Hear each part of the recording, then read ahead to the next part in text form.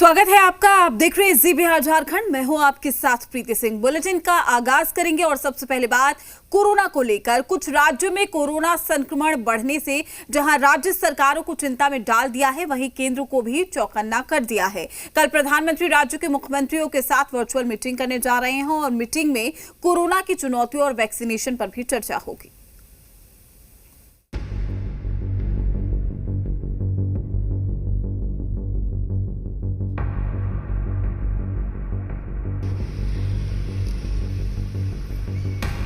देश में एक बार फिर कोरोना संक्रमण के मामले तेजी से बढ़ रहे हैं, जिसके बाद राज्यों से लेकर केंद्र सरकार की परेशानी बढ़ गई है। कोरोना रिटर्न्स के खतरे के बीच प्रधानमंत्री नरेंद्र मोदी एक बार फिर से राज्यों के मुख्यमंत्रियों के साथ महामंथन करने जा रहे हैं। प्रधानमंत्री मोदी ने कल यानी 17 मार्च को मुख्यमंत्रियों के साथ अहम बैठक बुलाई है।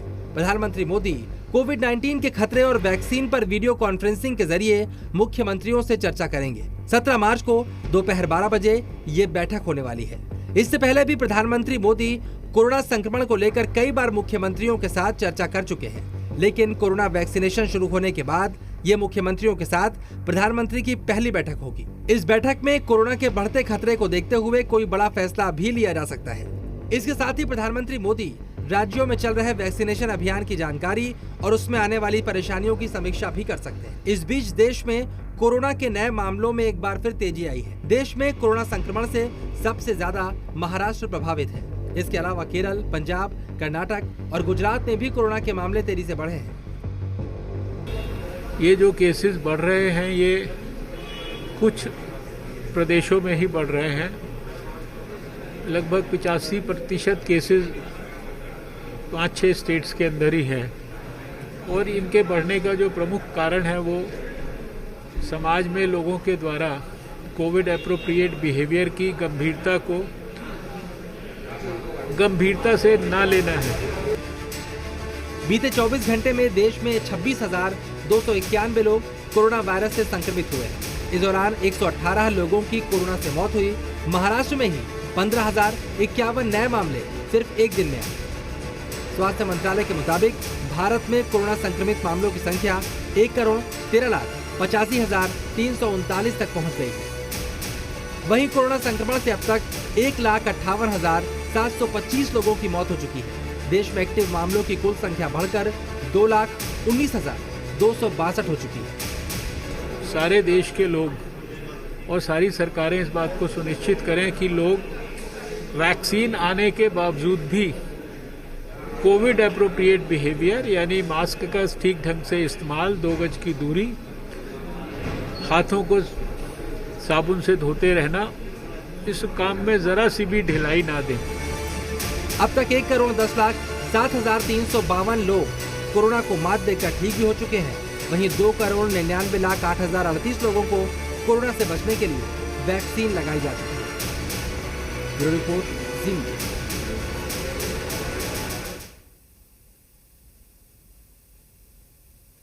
कोरोना के बढ़ते संक्रमण को देखते हुए बिहार सरकार ने नई गाइडलाइन भी जारी की है। नए निर्देशों के मुताबिक सार्वजनिक जगहों पर होली मिलन समारोह पर पाबंदी लगा दी गई है। सोमवार को मुख्य सचिव अरुण कुमार सिंह की अध्यक्षता में हुई बैठक में ये फैसला किया गया। मुख्य सचिव के मुताबिक देश में कोरोना का संक्रमण तेजी से बढ़ रहा है और इसलिए कुछ एहतियात बरतने की जरूरत है। मुख्य सचिव ने कहा है कि कोरोना संक्रमित राज्यों से आने वाले यात्रियों की गहन चेकिंग भी की जाएगी और कोरोना जांच सैंपल वाले यात्रियों को बेरोक टोक घर तक छोड़ा भी जाएगा। एयरपोर्ट, रेलवे स्टेशन और बस स्टैंड समेत तमाम जगहों पर कोरोना स्क्रीनिंग की व्यवस्था भी की जाएगी। बिहार सरकार की नई गाइडलाइंस होली से पहले जारी कर दी गई है, तो होली मिलन समारोह पर अब रोक लगा दी गई है।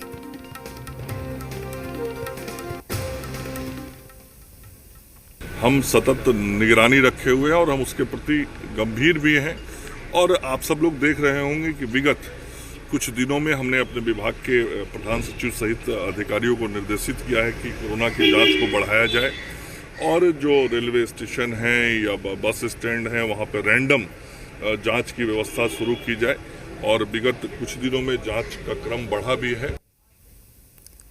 तमाम जानकारी के साथ हमारे संवाददाता प्रीतम हमारे साथ जुड़ चुके हैं। प्रीतम, लगातार जो कोरोना है एक बार फिर से तेजी से अपने पैर पसारता हुआ नजर आ रहा है और यही वजह है कि अब बिहार सरकार ने होली से पहले गाइडलाइंस जारी की है। उसको लेकर क्या कुछ जानकारी आपके पास?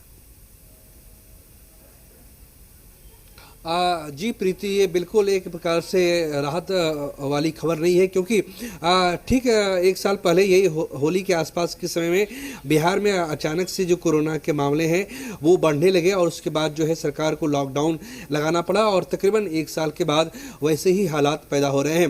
दरअसल क्या है प्रीति कि बिहार में होली जो है बड़े स्तर पे इसका आयोजन होता है और होली जो एक त्यौहार है जिसमें शामिल होने के लिए लोग दूसरी जगहों से आते हैं, दूसरे राज्यों से आते हैं, जिसमें महाराष्ट्र है, पंजाब है, गुजरात है, दिल्ली में रहने वाले जो बिहारी होते हैं वो वहाँ से बिहार आते हैं। ऐसे में सवाल ये उठता है कि जो महाराष्ट्र है जहाँ पे सबसे ज़्यादा कोरोना के मामले आए हैं, पंजाब है, गुजरात है, वहाँ पे जो कोरोना के मामले बढ़े हैं, तो जो बिहार सरकार है, जो स्थानीय प्रशासन है, उन्हें इस बात का अंदेशा है कि जो लोग आएंगे तो कहीं ऐसा ना हो कि फिर उनके माध्यम से बिहार में कोरोना फैले। अभी एक हद तक ये संतुष्टि की बात है कि बिहार में कोरोना के जो मामले हैं वो जो नए मामले हैं उस पर उतनी तेज़ी से इजाफा नहीं हुआ है, लेकिन जब बाहर के लोग बिहार आएंगे, पटना आएंगे, भागलपुर और दूसरे जगहों पे आएंगे तो उनसे फिर कोरोना फैलने का अंदेशा है। लिहाजा इसको लेकर स्वास्थ्य विभाग अपने ढंग से तैयारियां कर रहा है। जो माइक्रो कंटेनमेंट जोन है, पहले जो था एक कंटेनमेंट जोन बनाया जाता था, अब माइक्रो कंटेनमेंट जोन बनाए जाएंगे और इस बात की निगरानी की जाएगी नए लोग कौन हैं, उसमें किस प्रकार के लक्षण हैं और जो खासकर जो मेडिकल स्टोर पे आ रहे हैं वो किस तरह की दवाइयां ले रहे हैं, बुखार, सर्दी, जुकाम, अगर इस टाइप की अगर वो दवाई ले रहे हैं तो ऐसे लोगों पे निगरानी की जाएगी और एक चरणबद्ध तरीके से फिर एक सघन रूप से एक अभियान चलाया जाएगा और जो नए लोग आएंगे, जो भी लोग आएंगे, उनकी जाँच की जाएगी और उनका रैंडम सैंपल लिया जाएगा। और चूंकि बिहार में अब जो टीकाकरण है वो मुफ्त में बिहार सरकार की तरफ से उपलब्ध है, तो जिन लोगों में ऐसे लक्षण होंगे उनको तो पहले उनको आइसोलेशन में रखा जाएगा और बाकी जो लोग हैं उनको कोरोना का टीका भी दिया जाएगा। ये जानकारी है। बिल्कुल प्रीतम, सीधे तौर पर सतर्क और सावधान रहने की जरूरत है। कहीं ना कहीं कोरोना का बढ़ता संक्रमण जो है मुश्किलें भी पैदा कर रहा है। शुक्रिया आपका तमाम जानकारी देने के लिए। तमाम अपडेट में हम आपसे लेते रहेंगे।